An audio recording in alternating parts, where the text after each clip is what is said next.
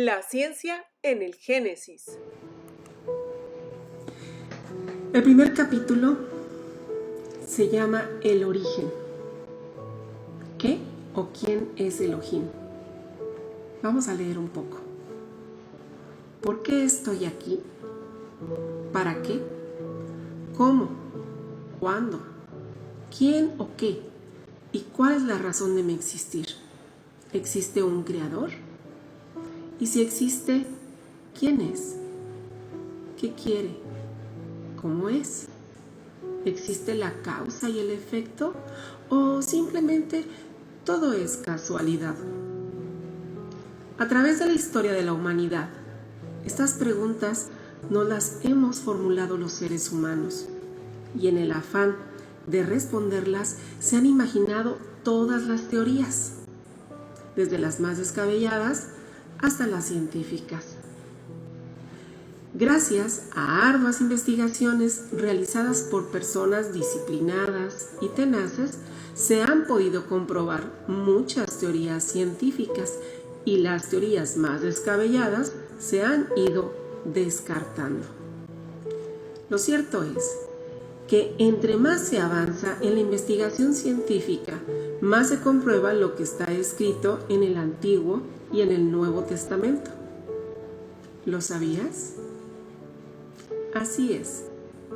Desde las excavaciones arqueológicas, donde la Biblia se ha convertido en una especie de mapa escrito para encontrar nuevas ruinas enterradas, hasta el estudio del ADN, donde por increíble que parezca, se ha comprobado que todos los millones de personas de todo el mundo descendemos de un solo hombre y de una sola mujer, aunque todavía no se ha comprobado su contemporaneidad. Esto lo estudiaremos más adelante. Bien, continuamos con el estudio. Vamos a leer un poco. Como ya dije, este libro se basa en el Génesis. Y el Génesis es el primer libro de la Biblia o de la Torá. La palabra Génesis significa principio u origen de algo. Y aparentemente es el hermoso relato de un cuento para niños. Pero a lo largo de este libro iremos descubriendo lo profundo de este relato. El Génesis está dividido en capítulos y estos están divididos en versículos, que son pequeños párrafos numerados con mensajes individuales relacionados dentro del contexto del capítulo y en sí correlacionados con toda la Biblia.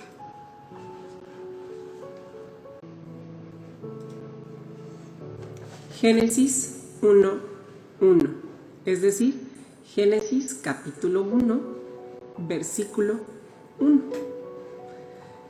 El primer versículo del Génesis dice: en el comienzo de la creación de Elohim, del cielo y la tierra. Eso es todo lo que dice. En el comienzo de la creación de Elohim, del cielo y la tierra. Note usted que se utiliza la preposición de, que denota posesión y pertenencia. Por ejemplo, en la siguiente frase: en el comienzo del diseño de Juan. Este versículo afirma claramente que la creación es de Elohim, así como el ejemplo dice que el diseño es de Juan.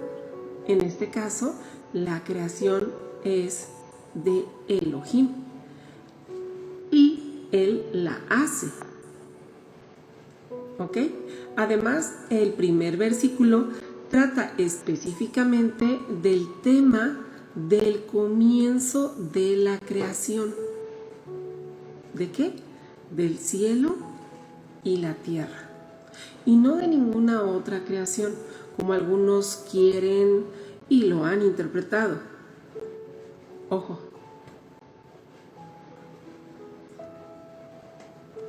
Sin el ánimo de ofender a ninguna religión, es importante que aclare que por más que leo este versículo, en ningún lado dice que se trata de la creación del universo. A pesar de lo que interpretan las religiones judías, católica y muchas variantes cristianas, no lo dice. Este versículo no lo dice. El versículo no dice que nos va a hablar de la creación del universo, de la materia o de los ángeles, y sí, literalmente está afirmando que se trata de la creación de Elohim, del cielo y de la tierra, literal. Por ende, cabe la pregunta, ¿entonces existe la creación de Elohim de otras cosas? La respuesta es, por supuesto que sí.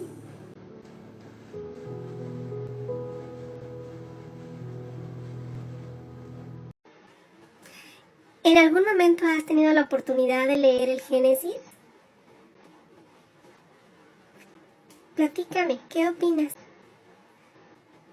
Y si no es así, te invito a leerlo.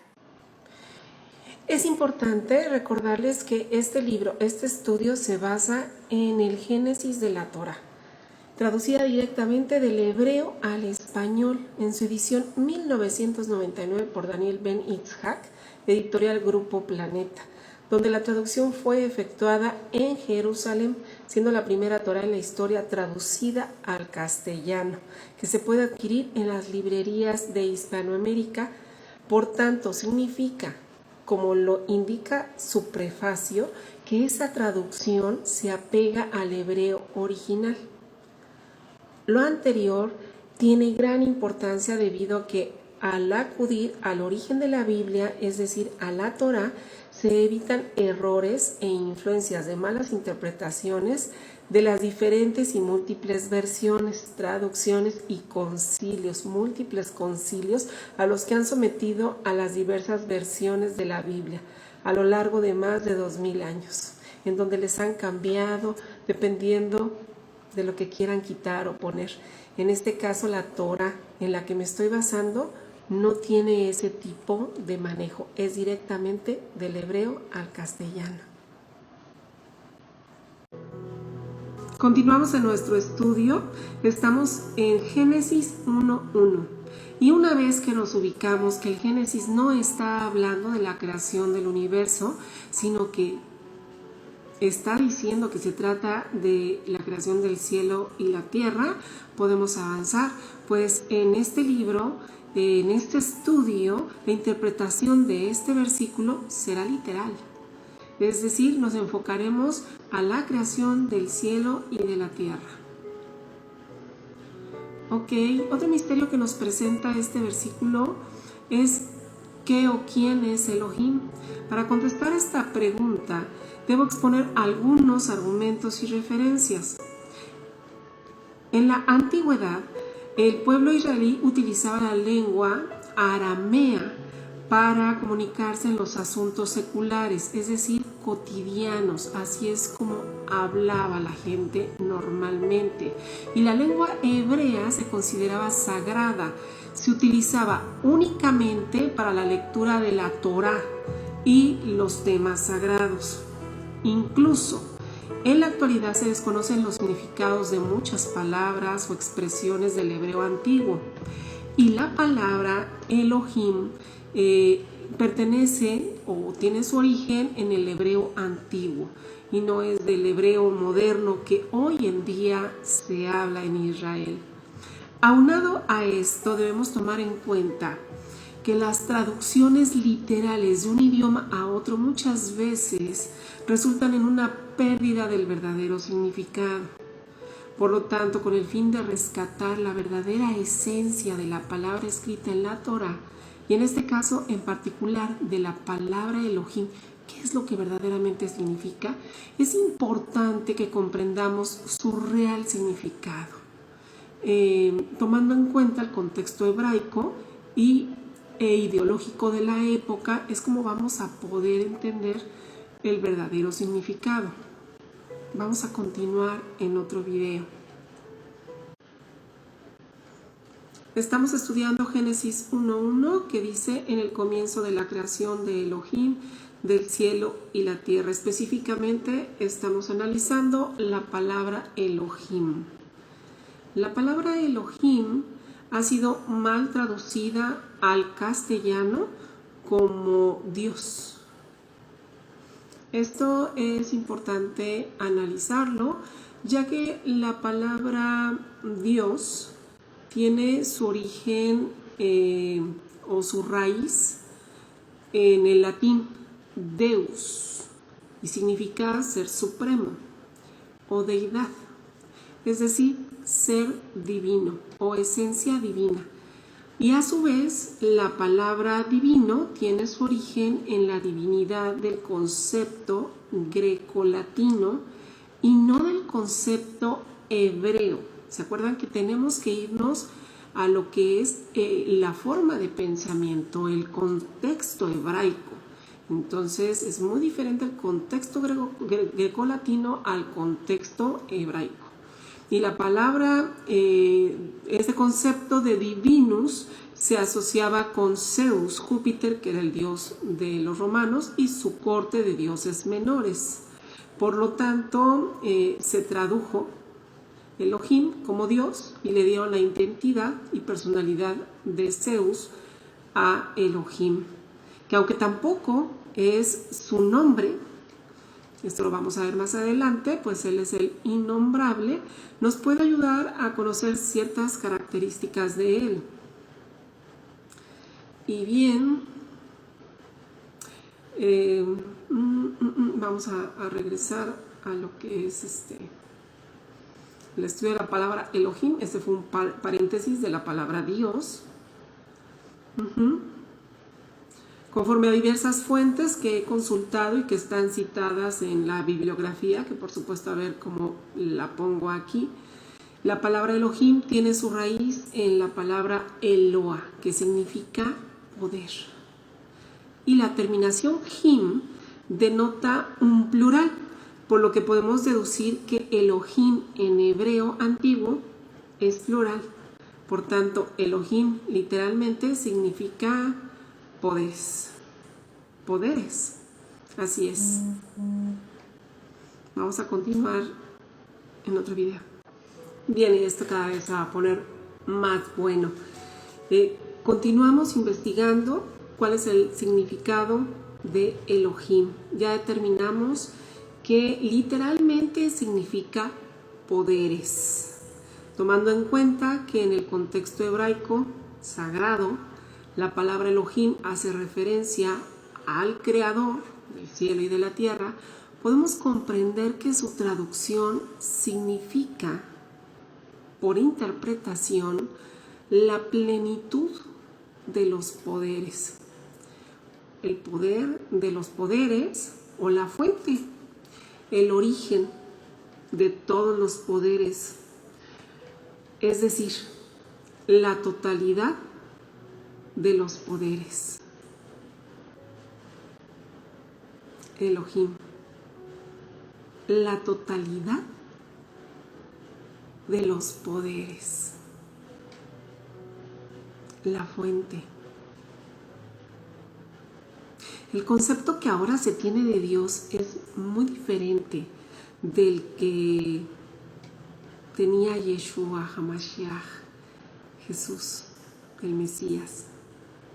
Pues él, siendo descendiente del pueblo de Israel y siendo el primogénito del Padre Eterno, sabía que la palabra Elohim es solo una forma funcional de llamar al Padre Eterno, el cual uno es.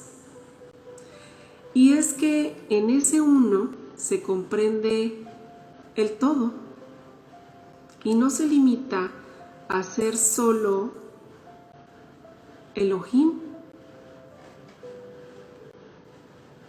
es decir, el Padre Eterno no se limita a ser la totalidad de los poderes, sino que es el Padre de las totalidades. El Padre Eterno es la totalidad de las totalidades, y las totalidades individualmente, cada una son Él.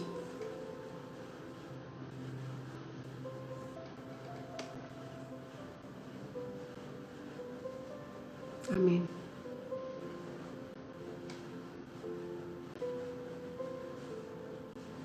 Amén.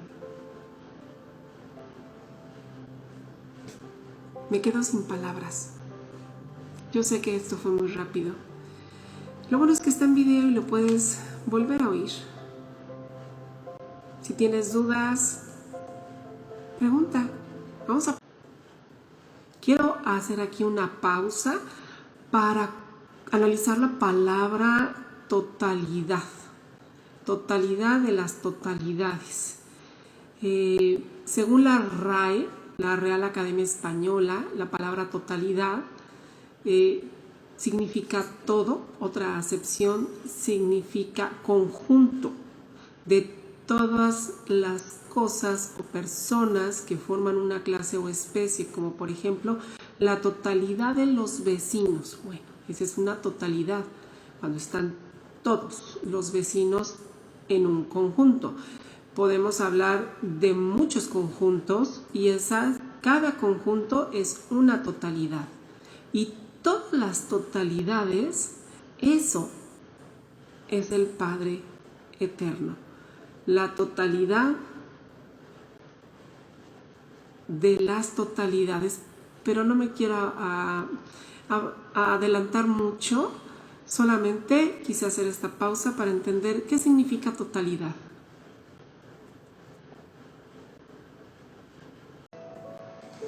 Continuamos estudiando el significado de la palabra Elohim, que se nos presentó en Génesis 1:1 como el creador del cielo y de la tierra. En otros videos hemos concluido qué significa literalmente poderes, y que en el caso de que se está aplicando como creador del cielo y de la tierra, significa la totalidad de los poderes. Vamos a analizar algunos de los usos de la palabra Elohim en la Biblia.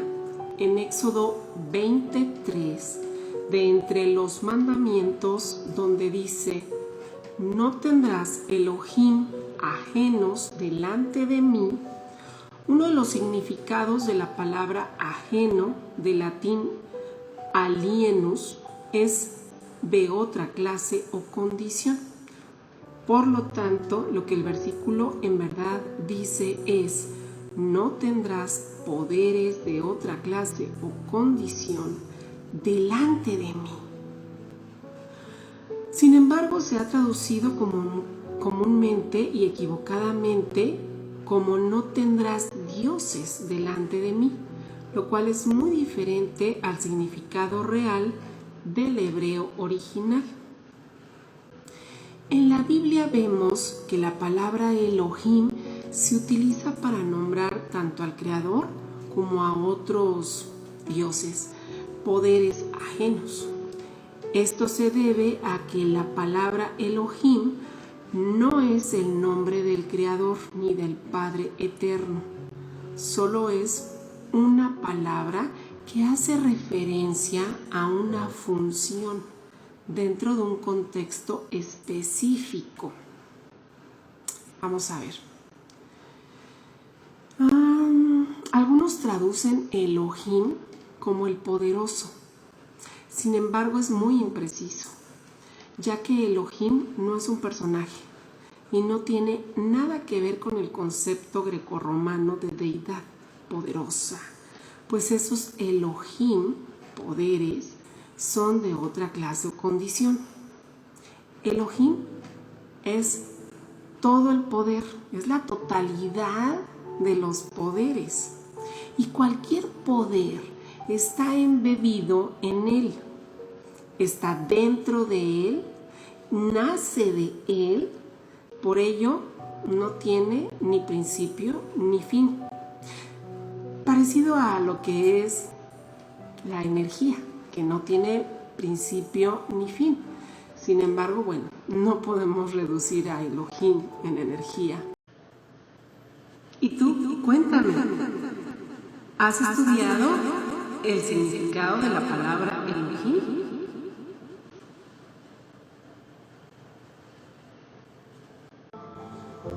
Lo importante es qué significa Elohim para un hebreo, porque su origen es hebreo, ¿no? ¿Tú qué opinas? Cuéntame.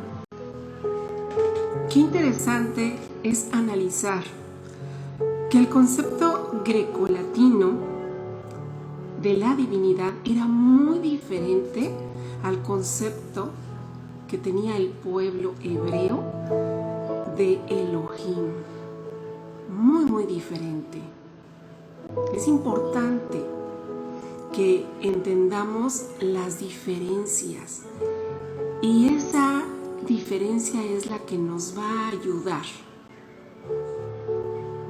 a conectarnos con el mero. La concepción grecolatina es, ustedes recordarán, un poco parecida a lo que la Iglesia Católica heredó, pues es de unos dioses con barba blanca, en la que hay un padre que de todos los dioses. Es una concepción bastante, bueno, mitológica, porque el pueblo romano iba adoptando todos los dioses de todos los pueblos que iba conquistando. Un tanto humana esa concepción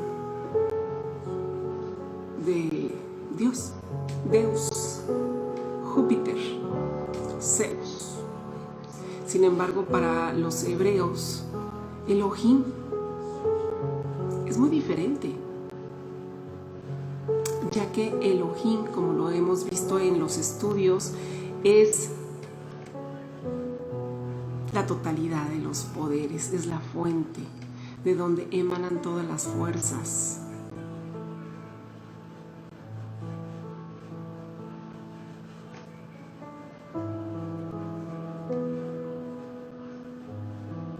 Me quedo sin palabras al sentir esa concepción, y que es Cristo el que viene a aterrizarnos acerca del Padre.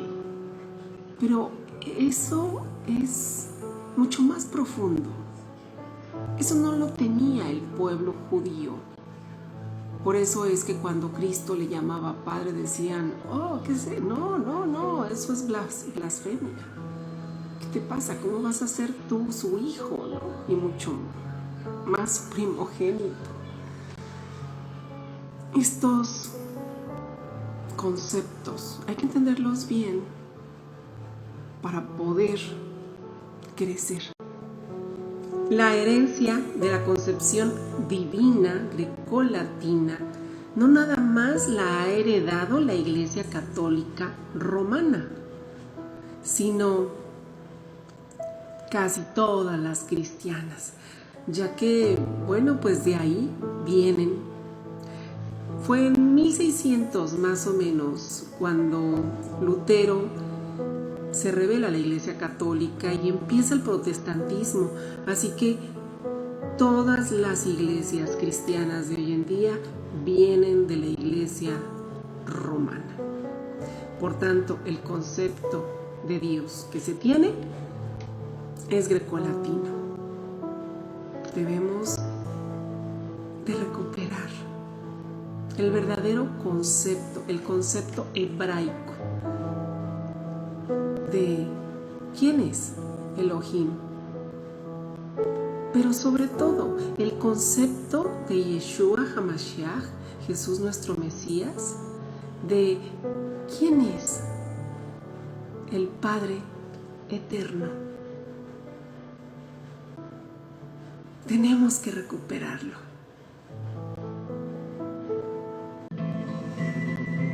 Tuve que viajar en el tiempo para venir a descubrir cuándo comenzó precisamente el protestantismo. Resulta que el 15 de junio de 1520 es cuando excomulgan a Lutero.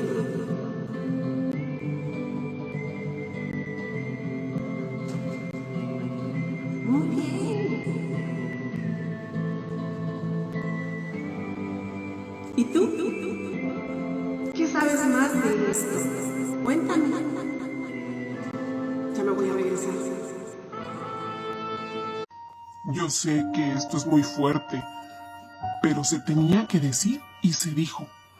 Todas las iglesias cristianas que existen hoy en día vienen de Lutero, y Lutero viene del catolicismo romano. Por eso es importante recuperar el concepto de Elohim de Cristo, el cristianismo de hace 2000 años, el verdadero concepto del Padre.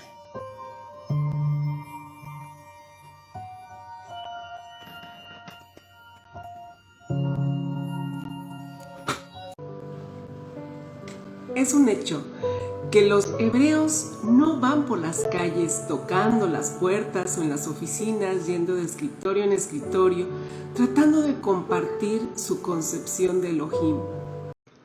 Los hebreos no andan regalando su conocimiento de qué o quién es Elohim.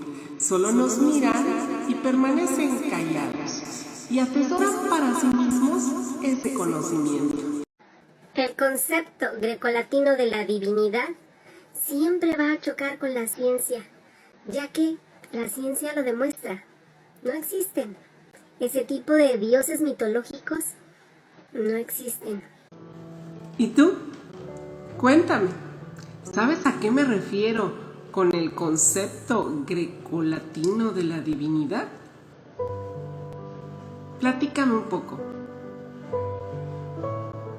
El concepto grecolatino de la divinidad es un Dios con características humanas, un ser supremo todopoderoso, y es muy diferente al concepto hebreo de Elohim.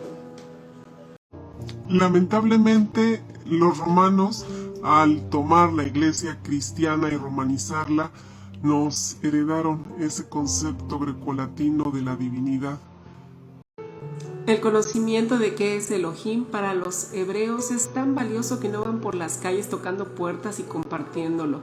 Sin embargo, en Cristo somos libres y merecedores, maduros para recibir ese conocimiento. Mateo 7:6.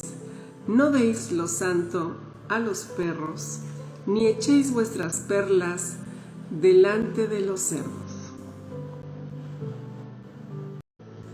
Una de las cosas más importantes que el Señor me fue enseñando a través del estudio es precisamente que el concepto de Elohim no era el que había yo recibido en la iglesia católica, en la iglesia cristiana, ya que ese era un concepto grecolatino.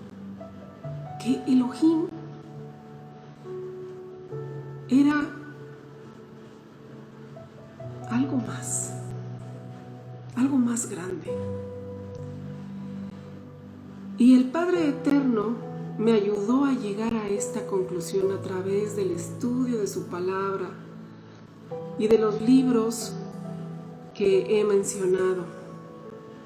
Sin embargo, yo tenía que confirmarlo con un rabí hebreo, ya que este conocimiento pues no podía yo haberlo inventado o haberlo discernido nada más y de creer que ahí era la verdad, ¿no?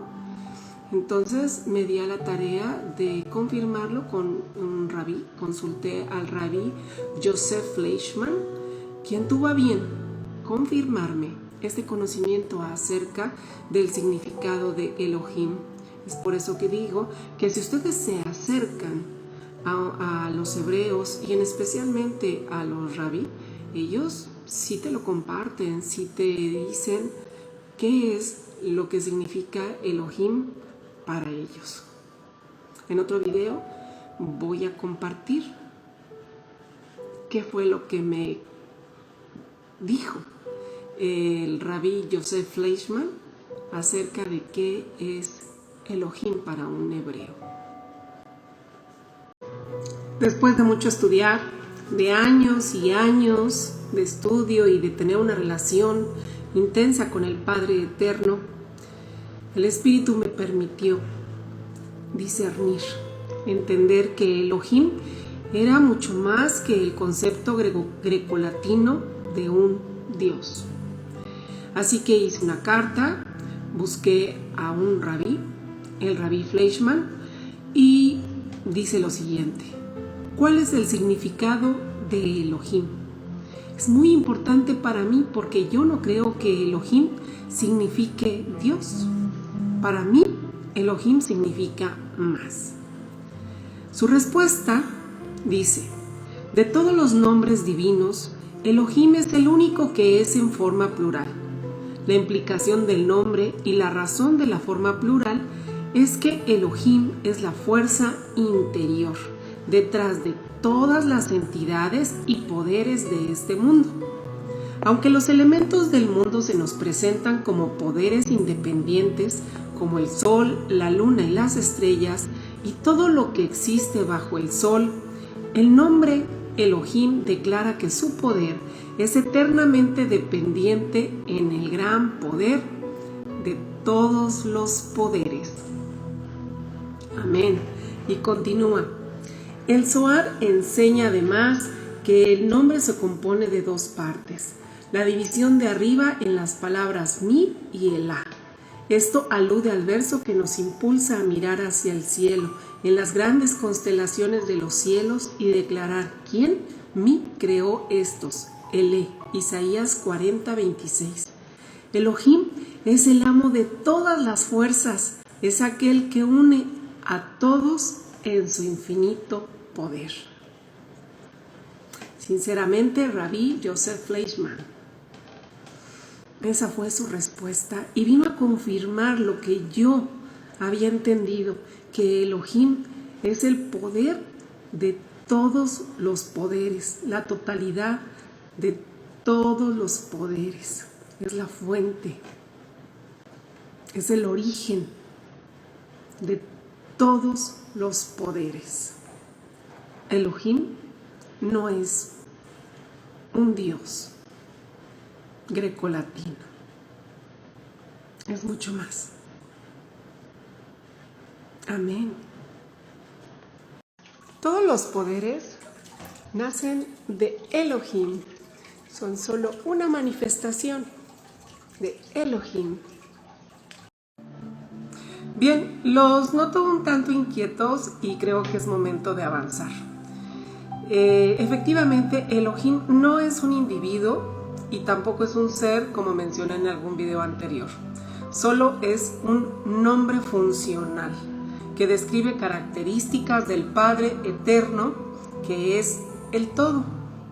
El concepto del Padre es algo que sí es extraño o poco manejable para el concepto general de la religión judía, y que Yeshua HaMashiach hablaba, y es por ello que lo querían matar. De hecho, lo mataron. Juan 5:18 dice: por esto los judíos aún más procuraban matarle, porque no solo quebrantaba el día del reposo, sino que también decía que Elohim era su propio Padre, haciéndose igual a Elohim. Bien, por lo tanto, el concepto de Elohim y el concepto de el Padre Eterno que predicaba Yeshua HaMashiach son diferentes. Vamos a ver cuál es el concepto del Padre. El Padre es todo lo que existe, es todo el poder, es toda la energía de cada átomo, de cada molécula, de toda la materia. Es cada uno de los átomos y cada una de las moléculas. Es la suma de todas las fuerzas, de todos los poderes que existen. Está en mí, está en ti, está en todo tiempo y en todo lugar. Él es el tiempo, por eso todo lo sabe, por eso todo lo puede. El Padre es Elohim, pero Elohim en sí mismo solo es una forma funcional de llamar al Padre, pues el Padre es aún más, es el todo.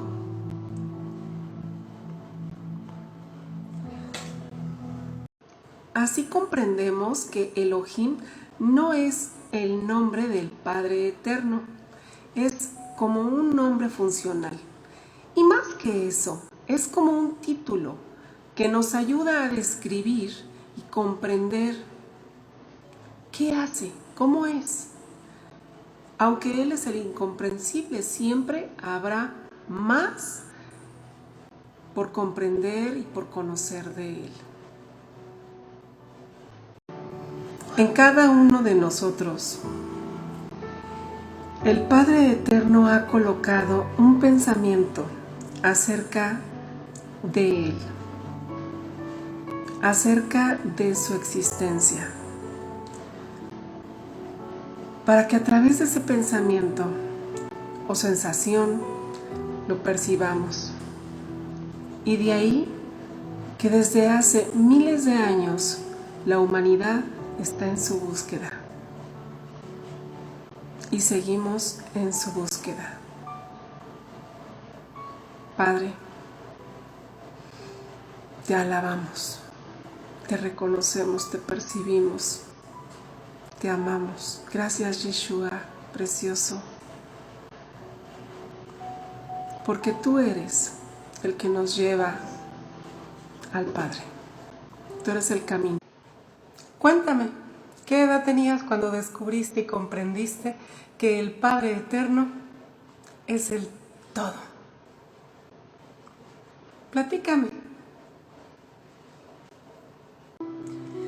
En la actualidad, cada vez somos más personas que no aceptamos la idea de que el Padre Eterno sea un Dios, que se puede encajonar o reducir a una figura de piedra o en una imagen de un hombre viejo, en una nube, sabio e incluso voluntarioso o caprichoso como Zeus. ¿Tú qué opinas? Cuéntame. Vamos a continuar con el estudio. Nuevamente, recordemos que la palabra Dios, del latín Deus, viene del griego Deus, con TH, que es la palabra que se utilizaba para llamar a la deidad de Zeus, dios del trueno, o Júpiter para los romanos.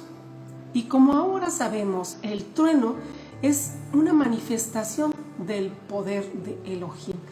Esto es un poder ajeno, es decir, un Elohim ajeno o un poder menor.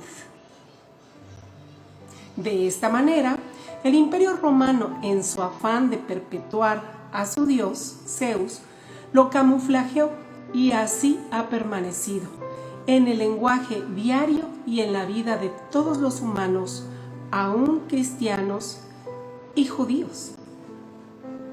Porque incluso la Torá que yo estoy tomando trae la palabra Dios. Así que está este vocablo en todos.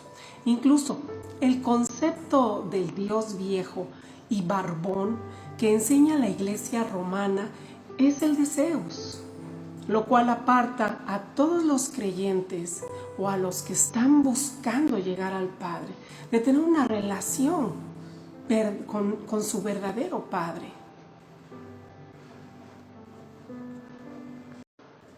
Es importante señalar que, como dice Pablo, ningún nombre o título alcanza a describir la grandeza del Eterno, por lo cual se pueden utilizar nombres o títulos de acuerdo con la capacidad de la persona que habla o que escucha, siempre y cuando sean para reconocer su poderío.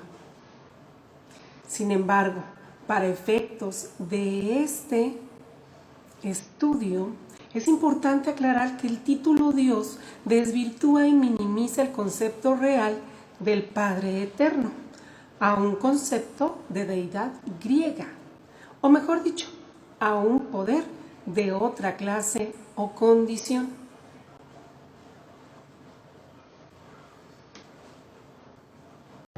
La importancia de aclarar las diferencias entre los significados de Dios, Elohim y el Padre Eterno que hemos venido analizando en los videos pasados es que son conceptos diferentes y el conocimiento de estas diferencias nos enriquecen para entender este estudio, para poder comprender la ciencia en el Génesis.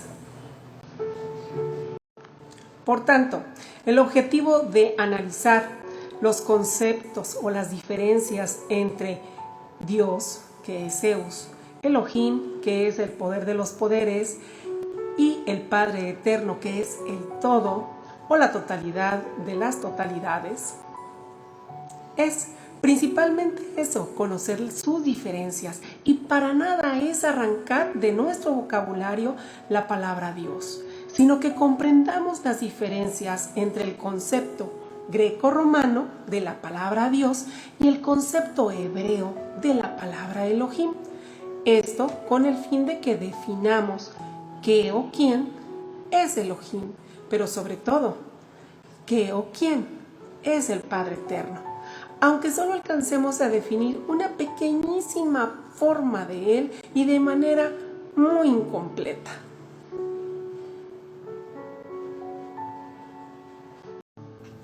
Al tener su origen en una potestad menor y desvirtuada, al clamar mi Dios, estamos aplicando el concepto religioso grecolatino, considerándolo como un personaje, y estamos diciendo mi deidad, mi ser divino, mi ser supremo, mi Deus, mi Dis, mi Júpiter, mi Zeus.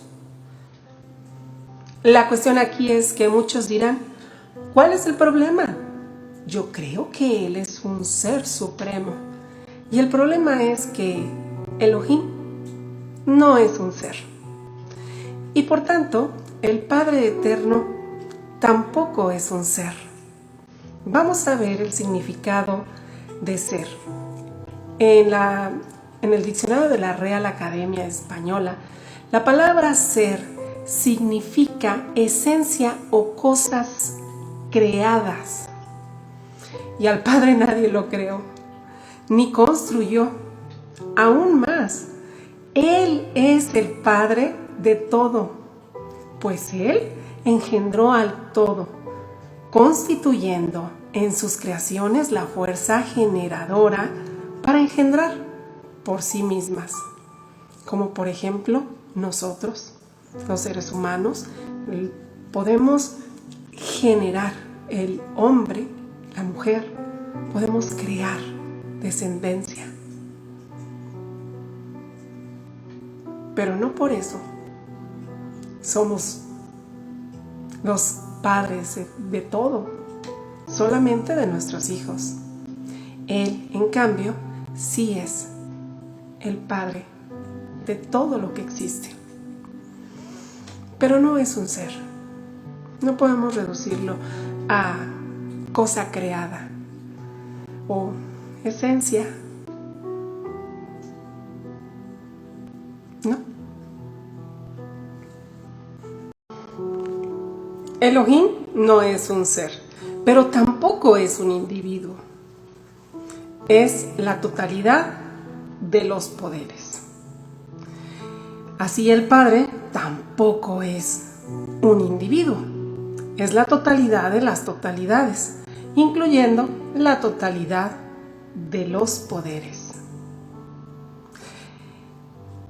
Tampoco podemos reducir al Padre al concepto de divinos, que significa muy excelente o extraordinariamente primoroso. Estoy de acuerdo en que el Padre sí es excelente y extraordinariamente primoroso. Sin embargo, el punto es que no podemos reducirlo solo a ese concepto de divinos, ya que el significado literal de ser divino es esencia o sustancia muy excelente y extraordinariamente primorosa. Y ese concepto es muy reducido. ¿Cómo confiar 100% en un concepto tan reducido como para creer que puede ayudarnos o que tiene la capacidad de crear ni siquiera algo, mucho menos de impactar en nuestras vidas? Es muy reducido ese concepto.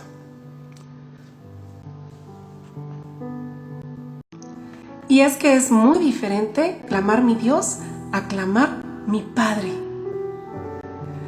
La diferencia la puede ver y sentir usted mismo.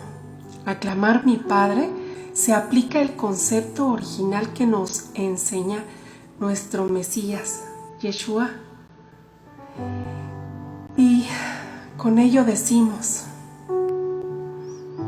mi Padre, mi poder de poderes, mi plenitud de poder, mi plenitud, mi origen, mi poder, mi fuerza, mi fundamento, mi totalidad, mi multiplicidad, mi eterno, mi Padre de padres, mi fuerza interior, mi fuerza exterior, mi creador, mi sustento, mi maestro, mi todo, mi Padre. Y un gran etcétera, pues al ser el Padre, todo lo que existe, incluso la exclamación mi Dios, se refiere a Él, aunque sea de una manera muy imperfecta y reducida, pues es aceptable comprendiendo la capacidad del hablante o del oyente, y siempre que sea para edificación.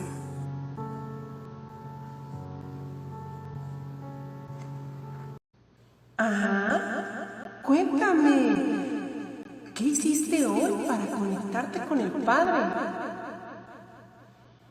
Platícame. Bien, pues vamos a continuar con el estudio que nuestro Padre Eterno nos ha permitido compartir con ustedes y disfrutar sobre todo de su presencia y de su conocimiento. Ahora usted puede comprender que el verdadero concepto de Elohim es aún más abstracto que el de un Dios. Al invocar a Elohim, invocamos la plenitud de todas las manifestaciones de poder, esto es, la totalidad e integridad de las fuerzas que existen, el poder de todos los poderes. Eso, resumiendo lo que hemos venido aprendiendo, ¿verdad? Bien, vamos a continuar en otro video.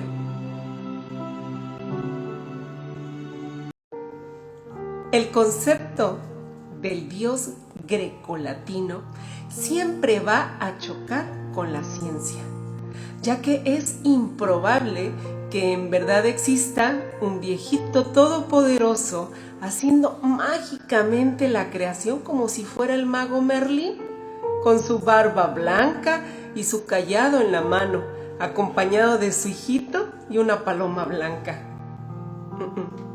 Este concepto parece más un cuento infantil y en nuestros tiempos no se puede sostener, porque tal parece que los que creemos en el Padre Eterno somos ignorantes, fanáticos y religiosos. Y todo esto es debido a nuestra falta de interés en aprender más acerca del Padre Eterno.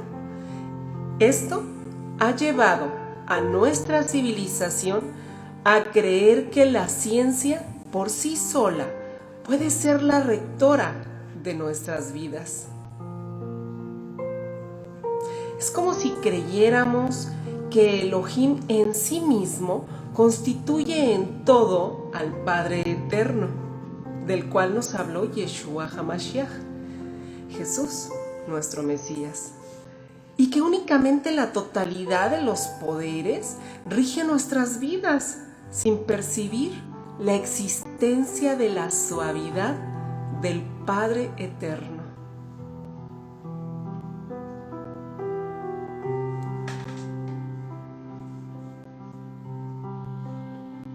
¿Cómo ves?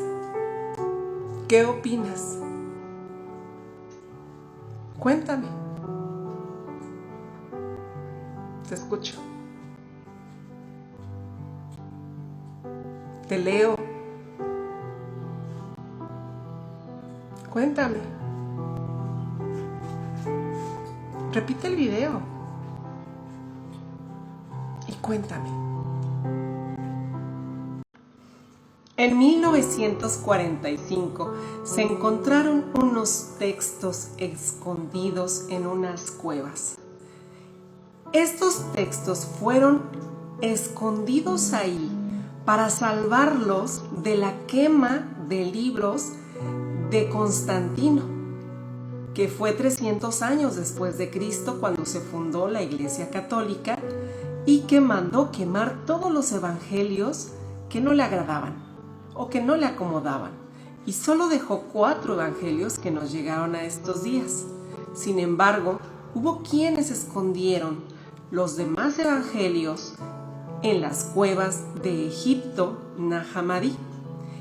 Y en el libro 1, página 134, dice: la dulzura del Padre es ilimitada, con un natural movimiento a expandirse, pero sin merma.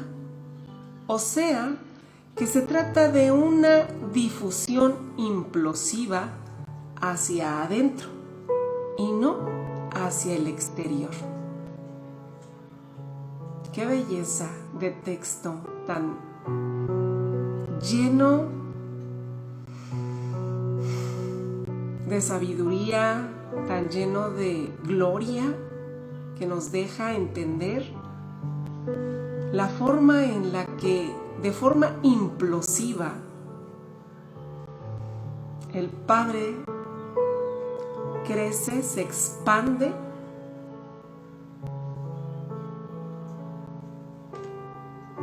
¡Wow!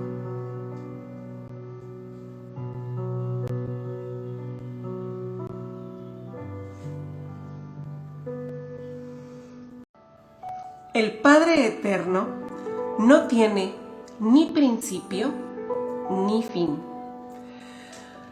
Así también su creación es continua. Elohim es más que un Dios. Es en sí el origen del poder de la fuerza que realiza la creación, misma que continúa día a día a un ritmo constante y gradual y tan sutil que casi no lo percibimos en nuestra pequeña mente humana. Sin embargo, la creación continúa. No fue, sigue.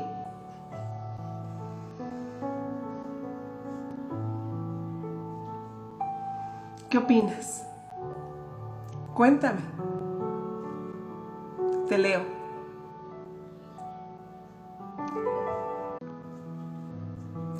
Ahí les va.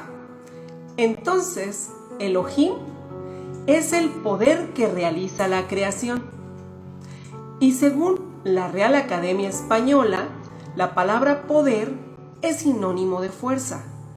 Por tanto, en las palabras de Darwin, quedaría así: Elohim es la fuerza creadora, es la fuerza que impulsa la selección natural, la mutación y la desviación genética, logrando la evolución de toda su creación, día con día. Sin embargo, esta fuerza creadora solo es una manifestación de Elohim. A su vez, Elohim solo es un título que describe una totalidad del Padre, pues el Padre, como ya vimos, es la totalidad de las totalidades, es decir, es todo lo que existe. Amén. ¿Qué opinas? Cuéntame. Te leo.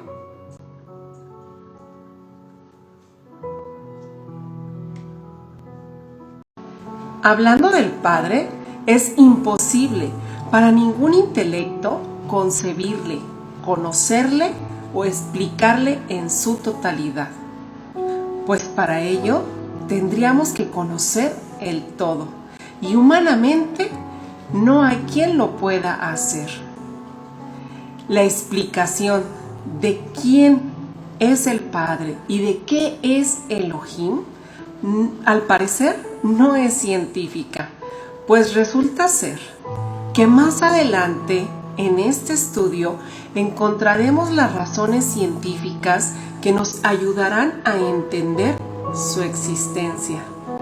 Sin embargo, el objetivo de este estudio no es probar la existencia de Elohim ni del Padre Eterno.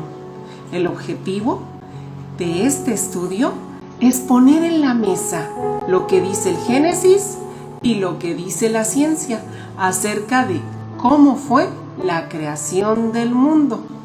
¿Se contradicen o se avalan?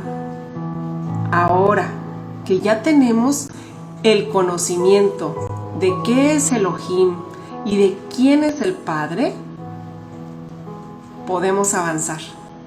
Comencemos.